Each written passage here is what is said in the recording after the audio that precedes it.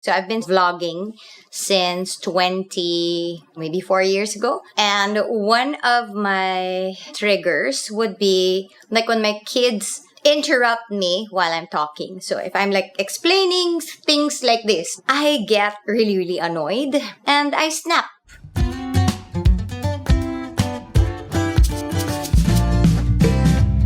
So a lot of you would tell me na parang, Miss Rica, bakit po parang ang calm ninyo? Paano po ba maging katulad nyo? Kami po kasi mabilis po kaming maging impatient, sumisigaw po kami. And ako naman, ay, ganun din ako.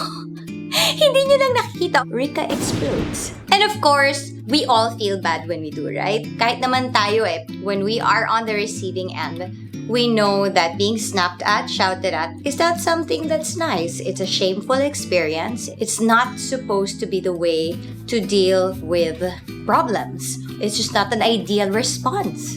And yet, so many parents suffer from this. Isama nyo na ako dyan dahil nandyan din ako maybe a few years ago. How can I be a calmer parent? How can I be gentler? Yan ang topic natin ngayon. Rica Revealed.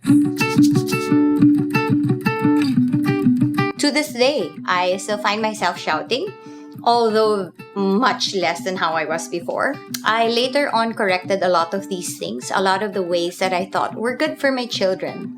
I think it's important to start with that. No one wants to be a bad parent to their children. No one wants to exercise that temper and rage and anger on our children. It's just that sometimes you feel like it's unhelpable. I used to be that way. I do remember being unfair to my first child so many times. Every time nagpa-flashback yung mga ganong bagay sa akin, I really feel so much sorrow in my heart. And I want to encourage you today that it's never too late. If you are seeking help about being a calmer parent, that is already a great beginning. There's still a lot more years to go for us to be able to redeem whatever was lost due to our own issues. And that's the bottom line of it. Every time we are provoked, it's actually coming from something very deep.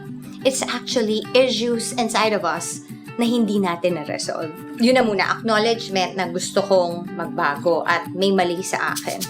Pangalawa ko munang step na, okay, may wrong way, then what is the right way na? So, hinanap ko yon, and I did it by studying. I researched a lot. I looked for childhood development studies and theories that are available in books. There are even accounts online right now of this whole move of gentle discipline and gentle parenting.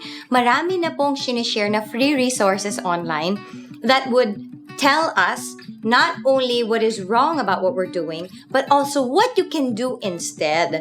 So, nagbasa ako ng nagbasa, nagkaroon muna ako ng spine or backbone for this new system that I'm trying to employ in our lives.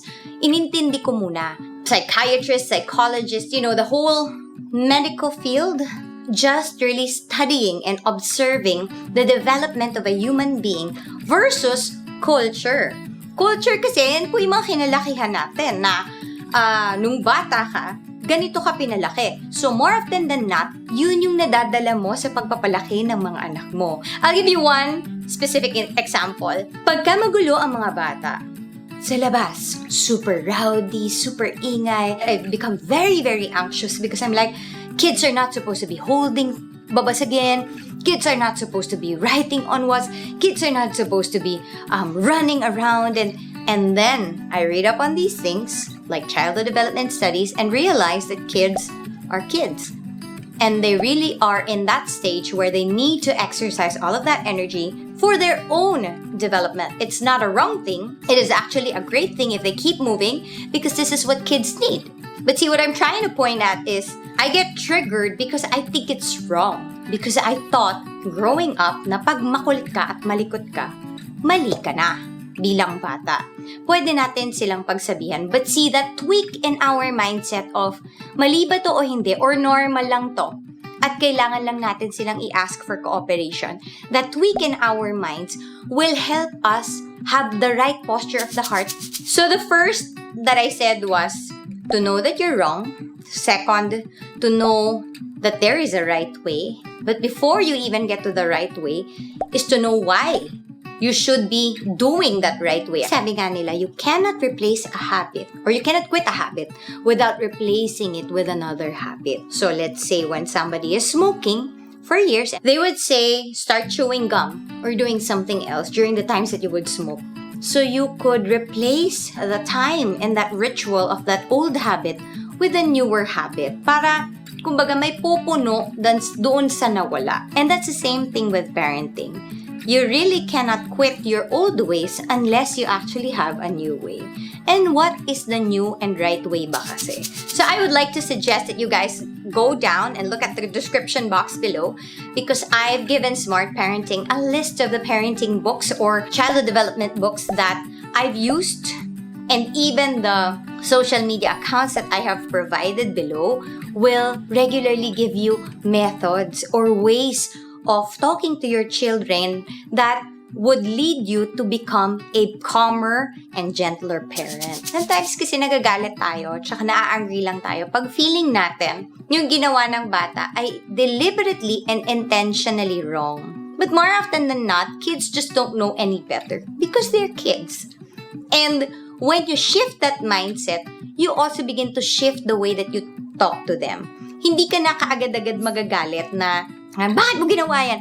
Instead of that, you're going to ask the same question, but you're just gonna have a completely different tone because now, you really are seeking to know bakit niya ginawa ang isang bagay. I've learned this actually from my sister na yung kapag ka nagsusulat ang bata sa wall, sa mga lugar na hindi nila dapat sulatan, yes, pwede pa rin natin silang kausapin na, please don't write on the walls. That's not where you're supposed to write. But also at the same time, give them a place for writing and materials for writing. So maybe create a little nook in your home, or a corner in your home where that kid has a table and paper and pencils always ready. So they associate na when I want to write, I can just go to the table and write on that paper. And if they do end up writing on the wall or something, even after 1,000 times of telling them not to do it, you're not going to have a heart of like, bakit mo ba ginawa yun? Na nagagalit ka agad. Because when you ask that question, bakit mo ba ginawa yun with that anger, the question in your head is, why can you not just do what is right? Diba? Versus, a calmer parent would be, can you tell me? Come here. You know that I don't like for you to write on that wall. I already told you before and it makes me upset that you wrote on that wall. But I want to know, why did you write on that wall ba? When you ask kasi your children in a calmer way, they can also answer back in a calmer way as well. A book called The Whole Brain Child actually explains what happens in the brain of a child. Pagka pasigaw natin silang ina-address, nagkakaroon ng alarm sa heads nila na nagkakagulo-gulo na hindi na nila naiisip din yung tamang gagawin nila. What they're thrown into is like a state of panic and anxiety that makes them not think well. They're not being logical anymore. Parang they're just running on fear and adrenaline at the time. And it is either that they will fly out of your face because of fear, or they will fight back, which makes everything worse, diba? Kasi galit ka na nga, galit pa siya, nag-iiyakan na kayo, nagsisigawan na kayo, wala nang malinaw. Third, seek for the right method. So there's like a plethora of resources right now that you could tap and read into it. But sometimes there are also unique things about our own histories and background context. What they're saying to you, you need to modify them a bit kasi parang contextually, parang hindi yan akma para sa amin. Ito na yung part na mahirap talaga at saka yung feeling mo, mawawalan ka ng pag-asa kasi alam mo naman na yung tama, alam mo na yung gagawin, bakit di mo pa rin magawa perfectly? I want to assure you that that's normal. No transition is going to be painless. Some things are going to be very, very painful for you because you're used to an old way na eh. And to transition to a new one, syempre, is like constantly a fight with your old habits. But again, it is not impossible. And if I may, I want to give you an advice. Be very, very authentic to your children.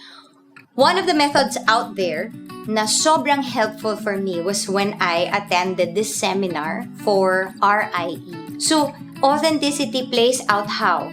especially in this topic, no? You can be authentic with them that you're trying to change. Ako, ganun ang ginawa ko kay Philip. I really sat down with him and I said, Philip, I'm so sorry.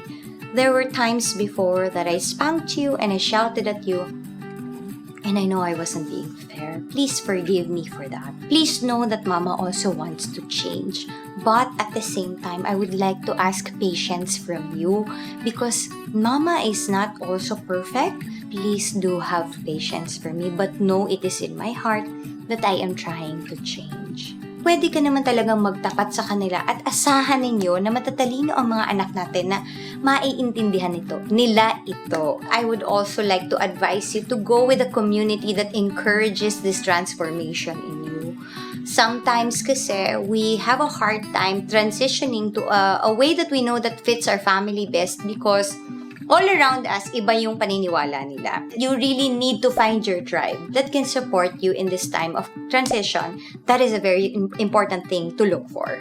And lastly, being a calm parent or a calm person to begin with is really a matter of the heart. It's a state of the heart. Are you a calm person or are you an anxious person? Because no matter how much you read, if you're anxious all the time, that is going to translate even to your parenting. So the ultimate cure for that actually is to find peace. If we have calm and gentleness in our hearts, that will just flow outside. So as a short of what my last advice is going to be for all of you, get your own healing. Get healed, get well, find your source of peace and calm and gentleness and self-control in your life, and you will be well on your way to being a calmer parent.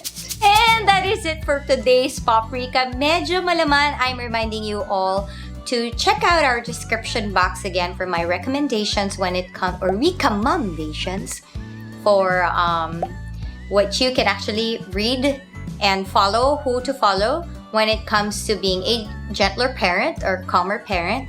And yeah, that's it. Kita-kits na lang po tayo every 6 p.m. po, Mondays, for our Pop Rica Kwentuhan spiced by yours truly.